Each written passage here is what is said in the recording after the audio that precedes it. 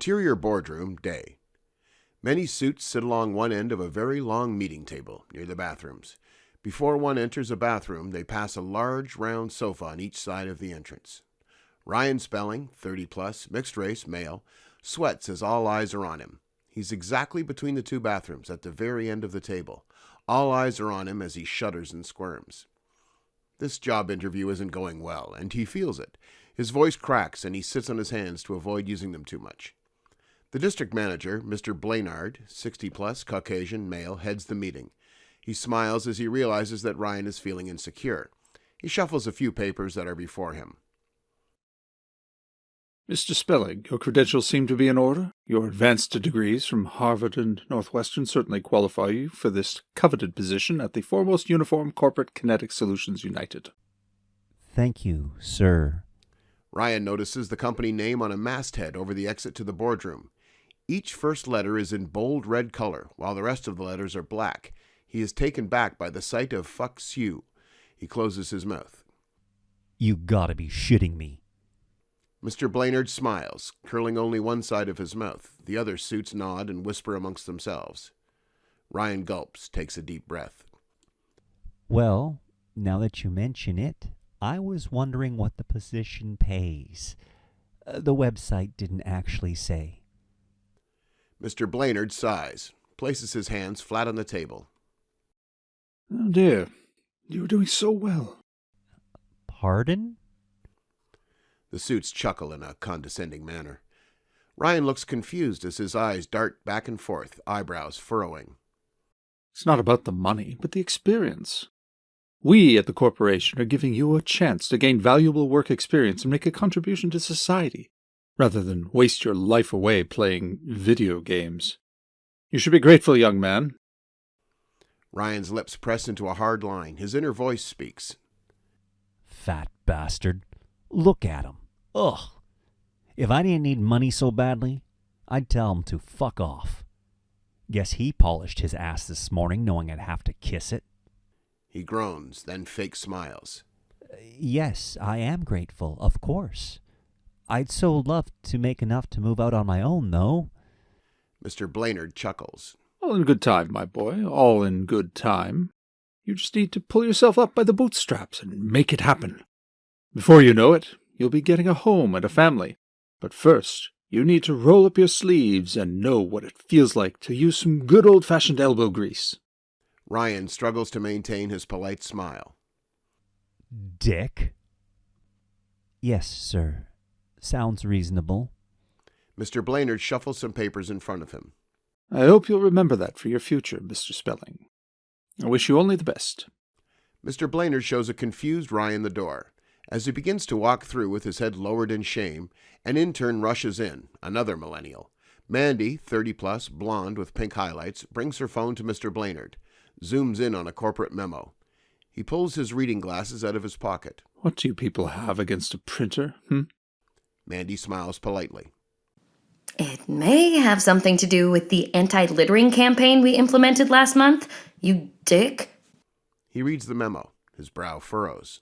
What the hell is this? Affirmative action? Him? Why? Mandi smiles at Ryan. He's not only a minority, but a person diagnosed with a learning disability. Mr. Blaynard rolls his eyes, sputters. Well, Mr. Spelling, I suppose today's your lucky day. Mr. Blaynard turns to Mandi to give her instructions. Assign Mr. Spelling an office space. There should be some down in the assistant's pool. Get his paperwork in order, or, in your case, his online profile. Rolls his eyes, looks at Ryan. Welcome to your new position as Associate Sales Supervisor. Ryan politely smiles. Did he just offer me a job? Wow. Associate Sales Supervisor? Wait a minute. Ass! For fuck's sake. Come on, Ryan, don't fuck this up. You need money, remember? And none of these places are hiring. Ryan gulps. Mr. Blaynard fake smiles. I'm sure you'll find our compensation package adequate. Think of all the work experience. Ryan nods. Yes, absolutely. So when can I begin? As soon as you sign this contract, I can get one of my associates to show you where you can get lunch. Then, after a 1-hour lunch break, you can get to your desk right away. Mr. Blaynard looks Ryan up and down, sneers. Mandi enters, carrying a contract the thickness of a brick. Mandi stares at Ryan. Mr. Blaynard is annoyed. Off with you now. Don't stare and gawk. Mandi stammers. Okay. She rolls her eyes at Mr. Blaynard, waves at Ryan, and leaves. Mr. Blaynard plops the giant contract down. It makes a thud sound as it hits the table. There. I'll go get a coffee while you go over this. Yes. Okay, sir. Mr. Blaynard leaves. What the hell? Why is it so big? Fade out. Interior, Mr. Blaynard's office, day. Ryan knocks at the door of Mr. Blaynard's office. Come. Ryan enters and harp music plays as Mr. Blaynard sits at his golden desk. He is turned with his back to Ryan as he quietly sobs. Sir, are you all right? Mr. Blaynard turns to face him. To Ryan's surprise, Mr. Blaynard is drying his tears with $100 bills. He blows his nose on another 100, then crinkles it up and tosses it in his wastepaper basket, revealing that it's full of snotty and crumpled money. Ryan breathes in and out, actively trying to keep himself calm. So, have you signed the contract? Ryan plops it on the desk. Yes. Mr. Blaynard smiles and takes it from him. Yes. And why shouldn't you? This is a golden opportunity for you. A homeless man sits next to his shopping cart trolley with all his worldly belongings, looks up with longing eyes. You could end up like one of those wretches. Just look at them. Poor souls. Yes, they are. Sir, have you ever helped them out? Ryan glances at the wastepaper basket full of money. Mr. Blaynard shoots him a dirty look. My dear boy, just because I feel sorry for the bums doesn't mean I've taken leave of my senses. After all, they did this to themselves. They could have all gotten a solid minimum wage job, just like you. Ryan looks at the contract in horror, realizing what he just signed. Sighs. You mentioned lunch. Yes, let's go together. Mr. Blaynard walks toward Ryan, prompting him to walk alongside so that he can show him to the cafeteria. Cut to interior cafeteria, day. They enter a corporate cafeteria where suits sit on one side and middle executives sit on another. Menial staff are behind a partition. Mr. Blaynard breathes in with pride.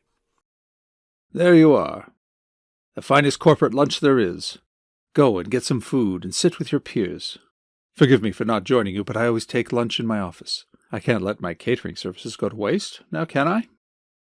He chuckles and leaves, muttering to himself about which porterhouse steak he ordered today.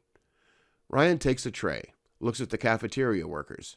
The lunch lady, female, 60+, sneers. Ryan gulps. Is there anything vegan? There's suddenly silence in the cafeteria, followed by roaring laughter. The lunch lady sighs, trying to stop laughing long enough to respond. Vegan? Seriously? What do you think this is? A Las Vegas buffet? Ryan's face turns red. He shifts and looks down. The lunch worker huffs. Oh, all right. I guess I know what to do with you people. Follow me if you want your damn food. She leads Ryan through a vault door near the back of the kitchen. Upon entering, the lunch lady grabs a torch from the wall to light the way. Tibetan throat singing ensues as she walks down some eerie stairs, the sound of her footsteps causing an echoing, creaking sound. As they go deeper into the chamber, the throat singing grows louder, causing Ryan's skin to crawl. He shudders. Finally, they spot an old freezer. As they inch closer to the freezer, whispering begins. The whispers repeat, vegan, vegan, vegan, vegan.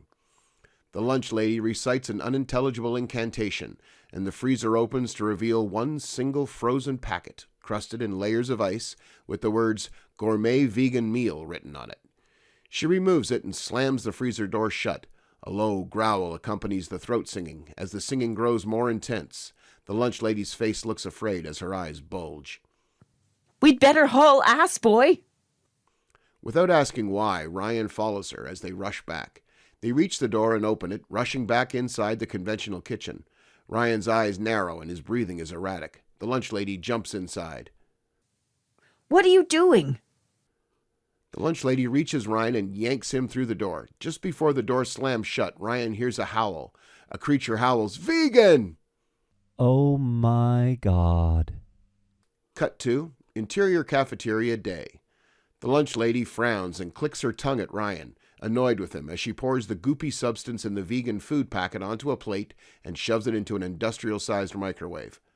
While it cooks, she continues staring at him, making him feel uncomfortable. He looks left and right, trying to get relief from the pain of her stare. Finally, she takes out the food and hands it to him. There's your damn food. I hope you're happy. Thanks? He sits down and stares down at the disgusting sight of his lunch. A few random peas and carrots, and stuck throughout the gelatin like glop. He takes a couple of reluctant bites, then covers it with a napkin. He heads towards the door, but it corralled into a payment line where a cashier, female, 50+, speaks to him. The vegan special. That'll be $27.95, please. Ryan's mouth opens. He fumbles with his wallet, pulls out the last of his money. I thought the food was free.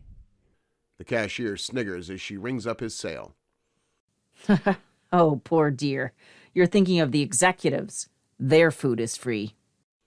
He has an intense flashback of the experience he just had, a montage of tense moments, for example, creeping towards the ancient freezer, the whispers and the throat singing intensifying, running back up the stairs, ending with the roar of the creature and the slamming of the door.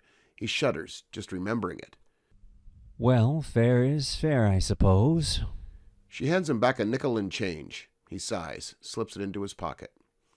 Cut to interior Ryan's apartment, night. Ryan enters his tiny apartment that he shares with 3 roommates. Shandel, 30+ male Jamaican, Harley, 30+ male Australian, and Emily, 28+ female American goth, are all sitting on the cheap futon furniture, watching a movie on a single laptop. Ryan notices that they've popped some popcorn and have some colas sweetened with stevia and a few cheap beers. He smiles. Movie night? Yeah, man. He crunches on popcorn. Hey, how was your first day? Ryan plops down on the floor. Kinda shitty, but hey, it's money. What can I do? Emily hands him a beer, smiles. Hey, we had beer money? Emily shrugs her shoulders. You worry too much. Harley pauses the film as he's bursting to interject. No, he worries just the right amount. I've heard his parents on the phone. Ryan, when are you getting married? Ryan, I want grandkids. Harley looks at him sympathetically. It's like, dude, kids? Now? With the climate changing? Inequality? Huh? That's kind of fucked. I feel you. I mean, I can't even. He shrugs his shoulder and raises his beer to a toast.